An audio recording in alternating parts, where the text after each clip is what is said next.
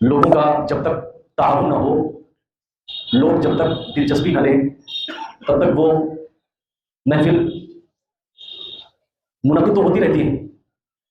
मगर लोगों का दिलचस्पी लेना, लोगों का बैठना, लोगों का रुकना, लोगों का सुनना, ये सबसे ज़्यादा ज़रूरी होता है। मुझे नहीं मालूम है कि इतना टाइम हो गया, इतना अर्सा हो गया है इस पीर के प्रोग्राम को चलते हुए लोगों को कितना इसका फ़ायदा पहुंचा है या कितना फ़ायदा नहीं पहुंचा है। मैं ये समझता हूं कि जितनी देर जिक्र हो जाता है, जिक्र हम कर लेते हैं, आप सुन लेते हैं, कम से कम जिक्र सुनना और सुनाना ही अल्लाह रब्बुल इज्जत अपनी बारगाह में कबूल फरमाए। जितनी देर हम आप यहाँ बैठ जाते हैं, बाहर निकलने के बाद किसी होटल पे बैठ के, किसी गली ऊंचे में, गली के कोने पे खड़े होके, जितनी देर वाहियात आदमी बोलता, जितनी देर लफ्ज़ बातें बोलता, किसी की ग़ीबत करता, किसी की चुगली करता, उससे तो बेहतर है ही कि उतने टाइम अल्लाह के घर में बैठ के अल्लाह की बातें कर रहा है, अल्लाह की बातें सुन रहा है, उसके महबूब की बातें आदमी सुन रहा है और उसके महबूब की बातें सुन करके ईमान को कामिल और मुकम्मल करने की कोशिश कर रहा है। राह पुरखार है क्या होना है, राह पुरखार है क्या होना है, पाँव अफगार है क्या होना है। और हज़रत इमाम अहमद रज़ा खान अलैहि रहमत व रिज़वान ने इश्क़ व मोहब्बत में डूब कर अपने महबूब सल्लल्लाहु अलैहि वसल्लम की तारीफ तो बयान की ही है, उसके अलावा आपने इस्लाही अशआर भी बहुत लिखे हैं कि जिन अशआर को पढ़कर इंसान अपनी इस्लाह कर सकता है। उन्हीं में से ये आपके शेर हैं, राह पुरखार है क्या होना, बहुत कठिन है डगर पनघट की।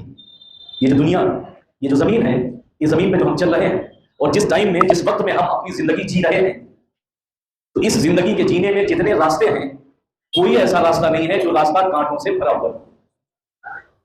हर रास्ता जिस पे हम चलते हैं, उस रास्ते पे जरूर कोई ना कोई शैतान रजीम खड़ा हुआ है जो हमें गुनाह की दावत दे रहा है। आप अपने घर से निकले दुकान के लिए, आप अपने घर से निकले ऑफिस के लिए, आप अपने घर से निकले स्कूल के लिए, आप अपने घर से निकले कहीं किसी और सफर के लिए, जिंदगी के जितने भी रास्ते हैं, उन तमाम रास्तों पर शैतान बैठा हुआ है, वर्गलाने के लिए, बहकाने के लिए, गुमराह करने के लिए, गुनाहों की दावत देने के लिए, नेकियों से रोकने के लिए। राह पुरखार है, जो हमारे आपके रास्ते हैं वो कांटों से भरे हैं, पांव अफगार है क्या होना। हज़रत इमाम अहमद रज़ा खान अलैहि रहमत व रिज़वान फरमाते हैं कि पैरों में छाले पड़े हैं, रास्ते में कांटे हैं, कैसे चलो।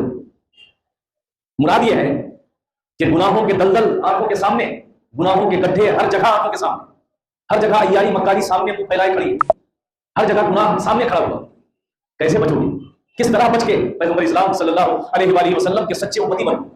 राह पुरखार है क्या होना, पांव अफगार है क्या होना, छुप के लोगों से किए जिसके गुनाह, छुप के लोगों से किए जिसके गुनाह, वो खबरदार है क्या होना।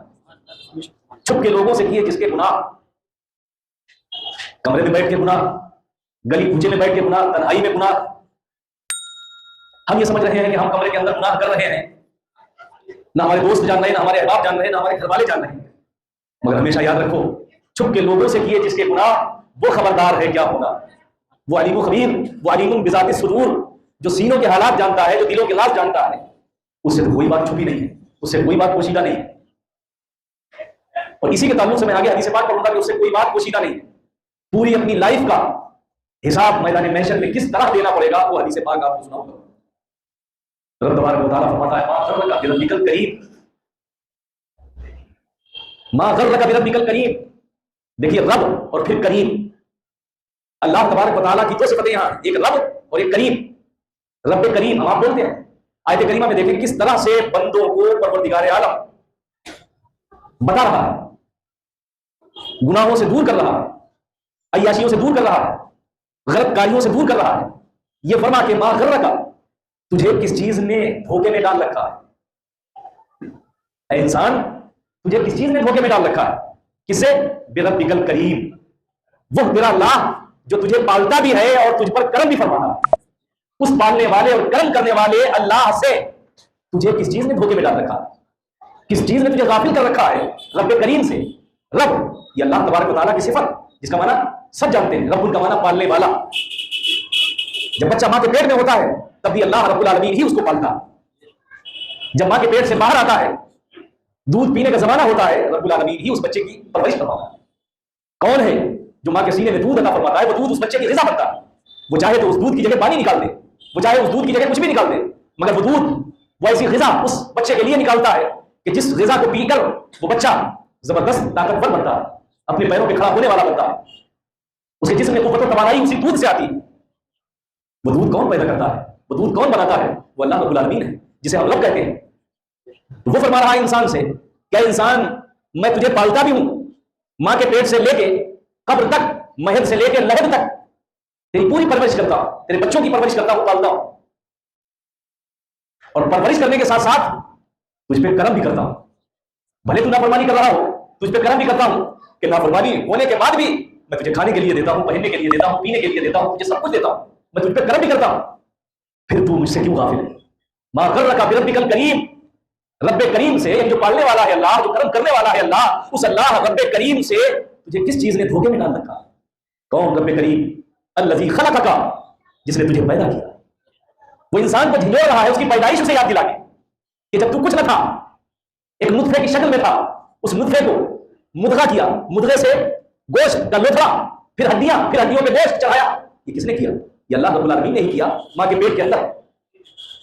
तो तुम्हारी पैदाइश किस तरह उसने फरमाई, वो तुम्हें याद दिला के कि तुम तो एक नुत्फा थे, एक पानी की बूंद थे, मगर अल्लाह रब्बुल आलमीन ने अपनी कुदरत कामिला से उस पानी के बूंद से खलक़का, तुम्हें पैदा फरमाया, फसव्वाका, तुम्हारी खूबसूरती को भी उसने बयान फरमाया कि तुम्हें पैदा ही नहीं किया, बल्कि कायनात में, पूरी कायनात में इतनी हसीन और जमील मखलूक कोई दूसरी मैंने पैदा ही नहीं फरमाई जितना इंसान को हसीन और जमील पैदा फरमाया। तो तुम्हारी पैदाइश को भी याद दिला रहा है, तुम्हारे हुस्न और जमाल और खूबसूरती को भी तुम्हें याद दिला रहा है। उसके बाद तुमसे फरमा रहा है कि फिर भी तुम गाफिल हो गए हो, फिर भी तुम अल्लाह रब्बुल आलमीन से गाफिल हो, उसके अहकाम पर अमल पैदा नहीं, उसकी बातें नहीं मानते हो, उसका कहा नहीं मानते हो। वो रब तो वही है, बार बार याद दिला रहा है तुम्हारी पैदाइश को, तुम्हारी खूबसूरती को तो तुम्हारी कई जगह बयान किया, लक़द खलक़नल इंसान फी अहसनि तक़वीम। यहां पर भी तुम्हारी खूबसूरती को, कायनात में न जाने कितनी मखलूकात हैं, मगर उनमें सबसे बेहतर, सबसे अच्छा और अहसन तक़वीम पे जो पैदा फरमाया है अल्लाह तबारक व तआला ने, इंसान को पैदा फरमाया। मेरे दोस्तों, अल्लाह रब्बुल आलमीन का प्यार देखो अपने बंदों से, वो किस तरह प्यार कर रहा है। वो तुम्हें, तुम्हारी गफलत को, तुम्हारी सुस्ती को, तुम्हारी कायली को, जो तुम्हारी दूरियां हैं अल्लाह रब्बुल आलमीन से, जो अल्लाह रब्बुल आलमीन से दूरियां हैं, उन तमाम चीजों को परवरदिगार आलम तुम्हारी पैदाइश का जिक्र करके, तुम्हारी खूबसूरती का जिक्र करके, तुम्हें तरह तरह की नेमतें नवाज के तुम्हें याद दिला रहा है कि मैं ही सब तुम्हारे साथ कर रहा हूं और तुम मुझसे गाफिल हो, तुम मुझसे दूरी बनाए हुए हो। आओ मेरे करीब आओ, मेरा कुर्ब हासिल करो, मेरा कुर्ब हासिल कर लोगे, मेरे करीब आ जाओगे तो ये दुनिया भी तुम्हारे कदमों पे आ जाएगी। मा ग़र्रका बिरब्बिकल करीम, तुझे कर्म करने वाले रब से किस चीज ने धोखे में डाल रखा? इस पे गौर करें आप।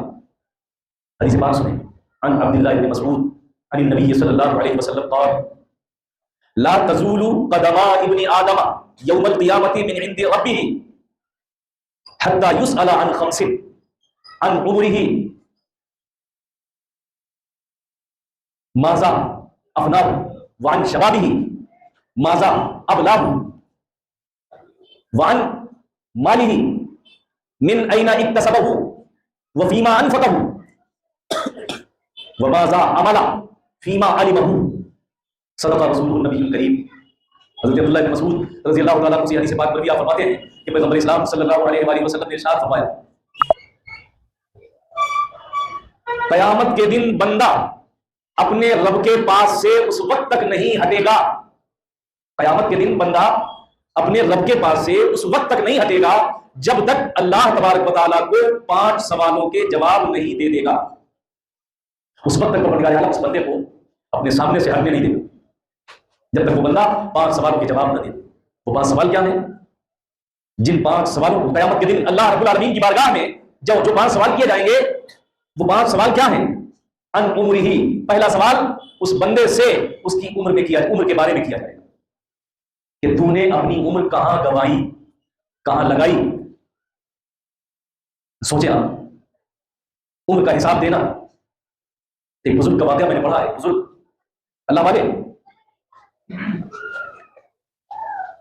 उन्होंने गुनाह का हिसाब लगाया, पहले अपनी उम्र का हिसाब लगाया कि मेरी उम्र इतने साल, और फिर उन्होंने गुनाह का हिसाब लगाया कि अगर रोजाना एक ही गुनाह करे तो इतनी उम्र में इतने गुनाह हो जाए।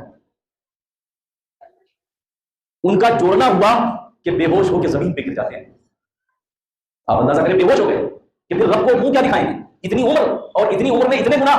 रब तबारक व तआला की बारगाह में जाना है, उसको मुंह दिखाना है, सवाल जवाब होना है, तो ये सोच के वो जमीन पे गिरे और बेहोश हो गए। ये अल्लाह तबारक व तआला का खौफ था उनके दिल में। तो अल्लाह तबारक व तआला की बारगाह में उस बंदे से सबसे पहले उसकी उम्र के बारे में पूछा जाए, उम्र कहां लगाई, क्या किया। जरा सोचिए आप किस तरह से हिसाब देना। दूसरा सवाल, वान शबाबिही, उस बंदे की जवानी के बारे में पूछा जाए।